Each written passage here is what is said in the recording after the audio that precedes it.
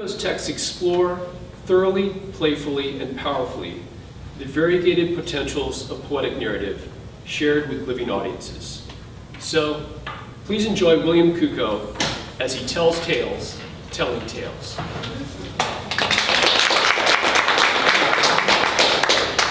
Good evening, everybody. Thanks, Nathan and Jeremy, for showing up late. Appreciate it. Welcome aboard. Thanks for the introduction. Patrick Working, it was awesome. As you may know, my name is William Kuko. I'm going to take you guys hopefully on a journey tonight that you will enjoy. It's a time in my youth that we're going to relive. So I'm just gonna start. When I was young, here, growing up in Texas, in Austin, as a matter of fact, they would teach us when we were like 5 or 6 years old, around Halloween. They would tell us this story to get us prepared for it. And every year, they would sit us in this little circle, and they'd tell us about how this group of, they were called Mexicas, Indians, or Mexican, will become the Mexican people later, how their leader saw this wonderful, beautiful young girl, 19-year-old girl, and the tribe next to him, another warlike tribe, very warlike. He thinks, wow, she's so beautiful, I'd like to make her a goddess. So he sends his best ambassador and his best shaman to go talk to them. They go to the king, whose daughter it is, and they're like, hey, you know, our leader would really like this, you know, to have your lovely daughter as his bride. He's going to make her a goddess. Could you, what do you think about this? Their leader goes, they're really good fighters, and they were really good fighters because they're caught in between two crazy, powerful kingdoms. He says, wow, this could tip the balance. Yeah, we'll do it. So they send her to him. And then he sends the ambassador back saying, hey, come in about a week's time and we'll celebrate this with a great dinner. So this young, lovely bride comes to the leader of this Mexican people, and he kills her, brutally. Cuts her skin off, and then wears it. He wears it to the dinner with the family. He's like the first Leatherface. When the family comes, they're horrified. They see this guy, he's wearing the skin of their young daughter. They think they're going to be thrilled because they're making her now a goddess of the heavens. They've sacrificed her to the gods. They don't take it quite that way. His ambassador goes, hey dude, this isn't going so good. We might want to, leave. And the family gets up and they exit. And he's like, why didn't they take it so good? We thought they'd be honored. Well, it turns out they're pretty pissed off. They send their army in, and the Mexicans are such good fighters, they hold their own, they're able to get away. So they're now without their homeland and they're wandering around. As they wander, their god comes to them. And he's like, hey guys, thanks for the sacrifice. When you guys get to a place in the desert where there's a cactus with an eagle with a snake in its talon and it's eating it, that's your new home. They're like, what? That's crazy. How are we going to see an eagle on a cactus eating a snake? That's just unheard of. Well, they're walking along and lo and behold, someone goes, oh, is that a cactus with an eagle with a snake on top of it? Sure enough, it was. That is the start of the Aztec Empire. That they grew from there. Still to this day, you can go there in Mexico City. It's great. That's why on the Mexican flag, we have the snake with the cactus.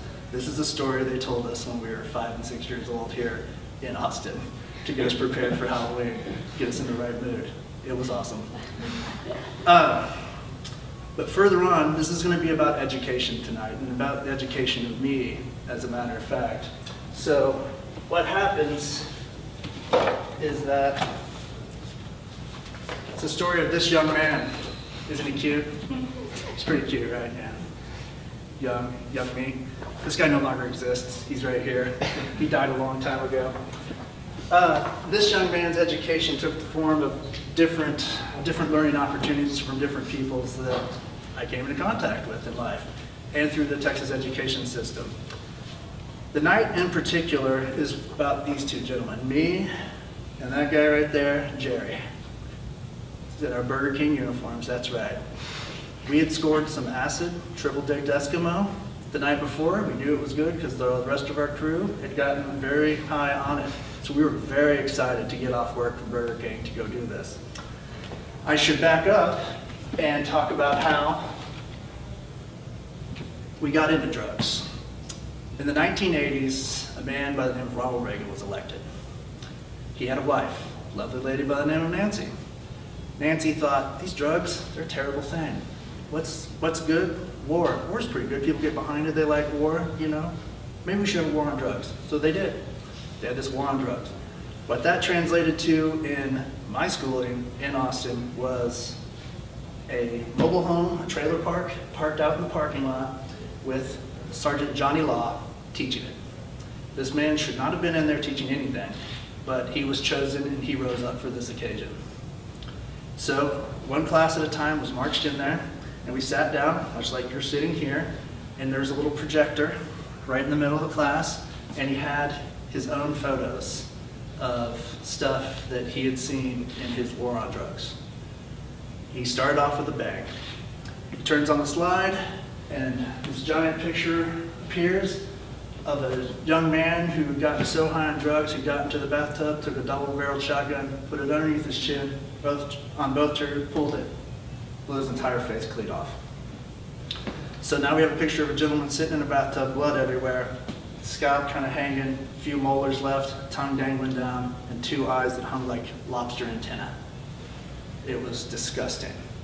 And this was what we were subjected to. If a teacher had been in there, she probably would have tried to stop it. It's probably why there was not a teacher in there, because again, this was war on drugs. So the guy had green eyes. And the reason I know this is because Mr. Sergeant Johnny Law was so into taking photographs of all this stuff that he had taken close-ups of the gentleman's green eyes. It was like looking at a crab's eye on the end of a stick. It had no life in it. It was just this dead, soulless thing. It was disgusting. Absolutely disgusting. So then, from there, he goes to the second photo, which we're thinking, okay, it's got to be better than the first photo. This first photo was horrible. Second photo comes up, and it's a girl. This is the one that sticks with me. I don't like seeing them, but I'm going to call back up anyway. She had tried to commit suicide a couple times before. Also, again, high on drugs. She'd slit her arms, both right here, and then she wrenched her arms somehow to the bone. To the bone. He had great photos of this stuff. When she died, this fear in her eyes was so horrible that you could see it all on her face. It was awful. It was just an awful, awful image. So that one went home about how scary and terrible it was. But this effect that it had on me and my buddies was of curiosity. Before we'd ever thought about drugs, we didn't think about them at all. But now we have this gentleman that's like issuing a challenge. He's thrown down the gauntlet. He's like, are you mentally strong enough to handle this stuff? And we're like, this is really interesting. So then he does this, the second best thing he could ever do. He passes these drugs around the class. Each and every single one that he's talking about. We have cocaine, we have acid, we have marijuana, everything. It's everything he's made bust up from his personal collection. Everything. So we go through all this, and finally we exit, and me and my friends, we get together, and we're like, wow, that was really interesting. Our curiosity had been piqued. So these young kids, now where we're supposed to be saying no to drugs, are completely interested in drugs. Everyone in that room with me ended up trying them. Everyone. So tonight, we're going back to when me and Jerry had gotten our acid. We're getting into a 1980-ish Pontiac Gran Turismo. It's an amazing vehicle, golden brown, or goldish in color. We call it the Golden Hind after the Golden Hind in King Arthur's times, the mystical Golden Hind. And we always listen to music. So tonight I'm going to put you guys in the back seat. We're going to be listening to a little bit of Jesus Mary Chain, which we would have been listening to at the time. And I hope you enjoy it as I now continue to tell the story.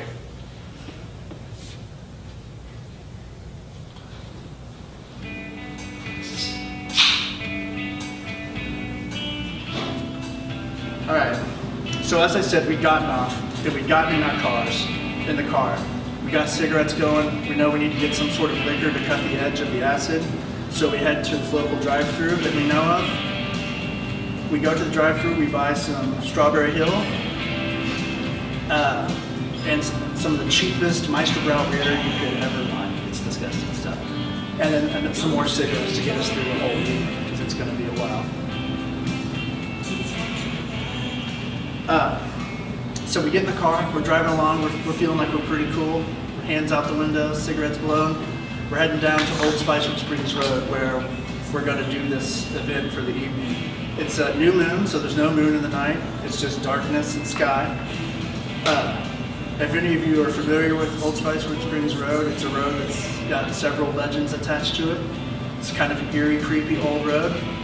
The first legend is it's a murder where a boy and a girl go and they go to make out because it's an old road, lots of trees, lots of cover. And the guy thinks his friends are there to mess with him, and he gets mad and goes out. And the girl sits there and falls asleep or something, and she wakes up and he's still not there. She's like, what happened to him? She hears scraping on the roof of the car. She gets out, and lo and behold, he's hanging above the car dead. So this is the story that we're always told about this road, from here to here, by the elders. We're also told that when you go down this road, it's the devil's road, because it gets colder, and when it gets colder, the devil's around. So we're cruising down this road, and you take this first dip, you go down, and there's a church, or used to be, an old church on your right-hand side.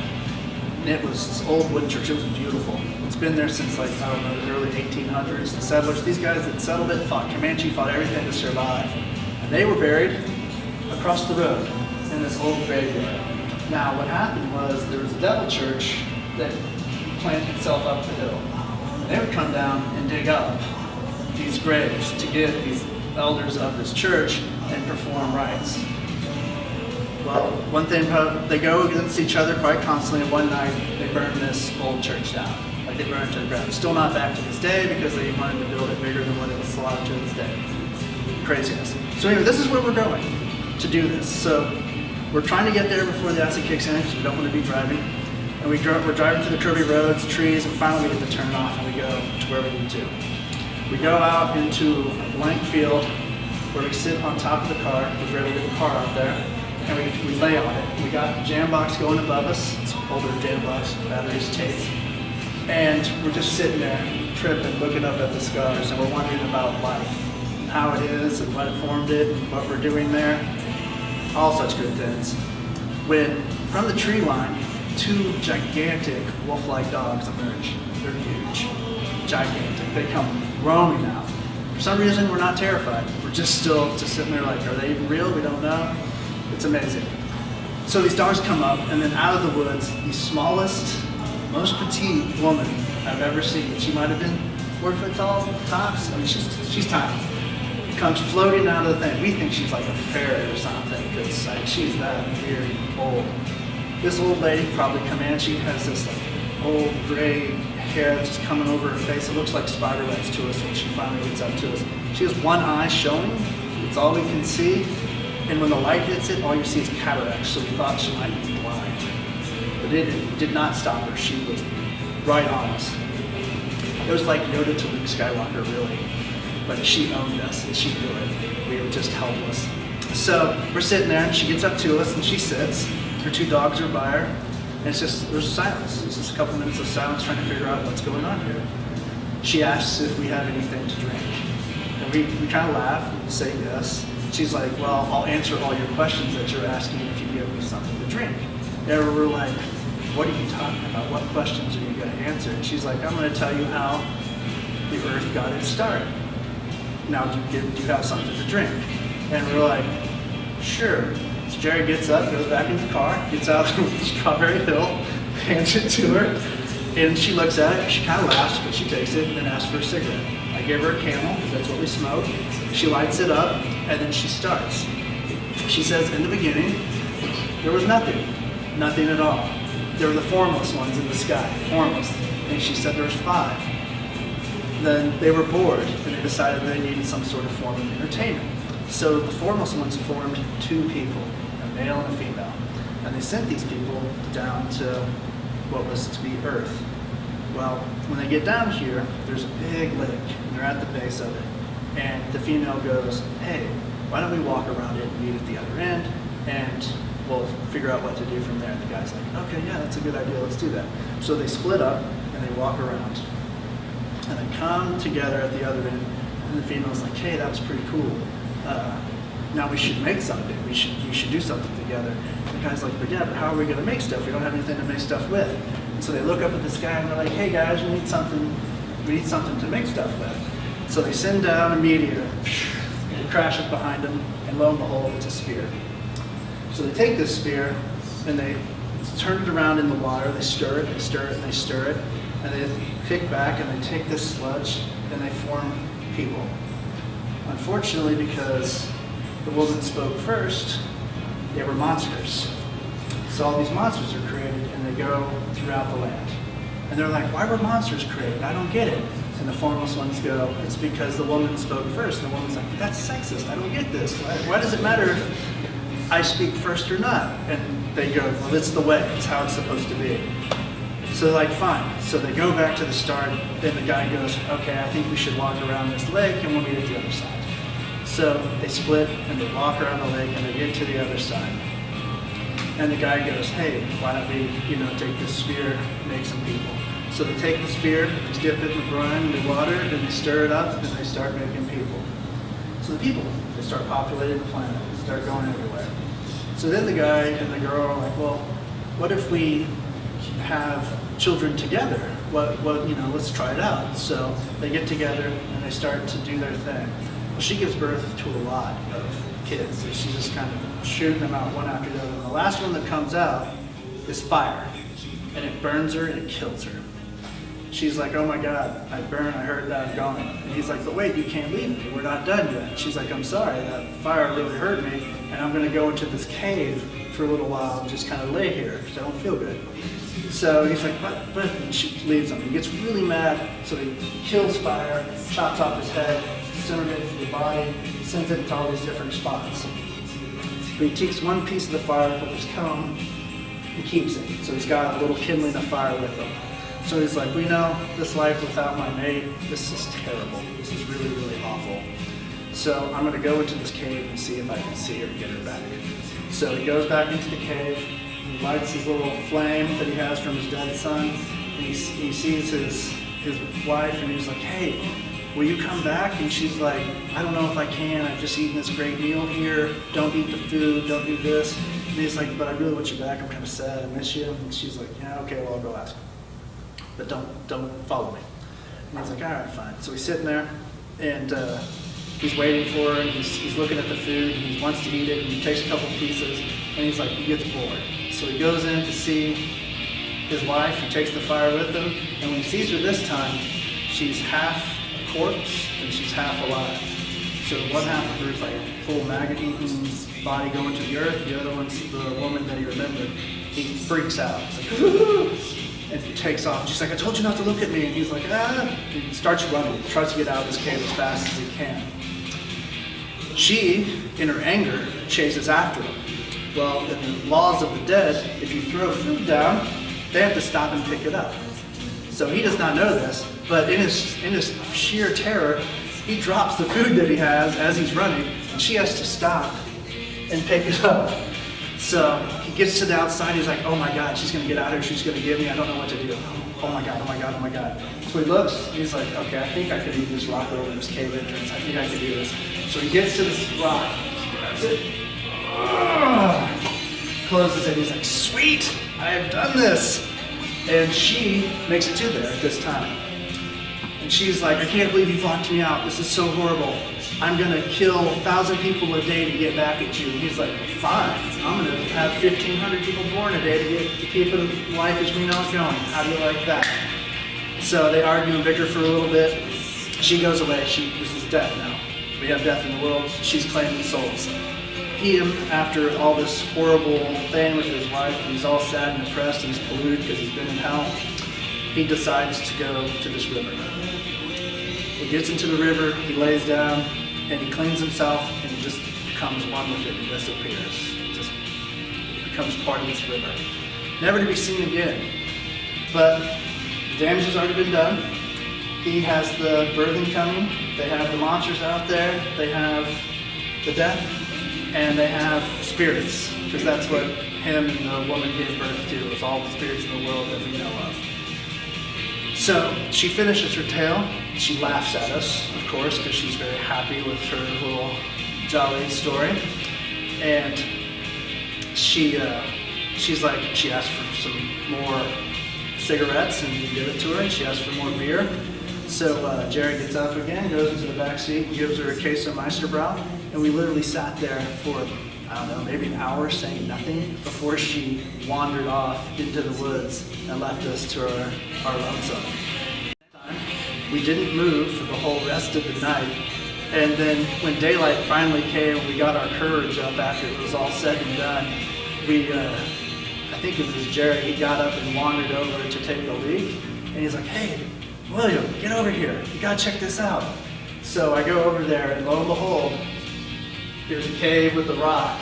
And you can see the creek that's running close to it. And I swear to God, you could hear her laughing like she was still there.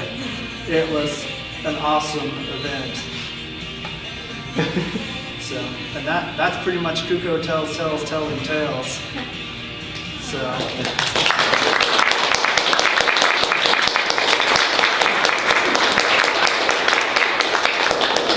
I will tell a little bit about my books that I have, the American Sphinx series.